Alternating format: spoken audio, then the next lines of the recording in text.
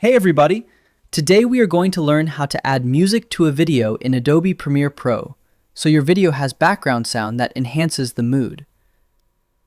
First, open Adobe Premiere Pro on your computer. Open your project and make sure your video is on the timeline. Now import your music file.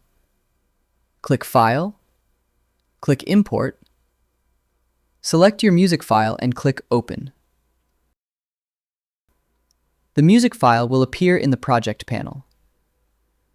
Click and drag the music file to an empty audio track on the timeline. Place it under your video clip. Trim the music to match your video length if needed. Music adds emotion and makes videos more engaging. You can adjust the volume later to balance music and voice. I hope this helps you on your current and future projects.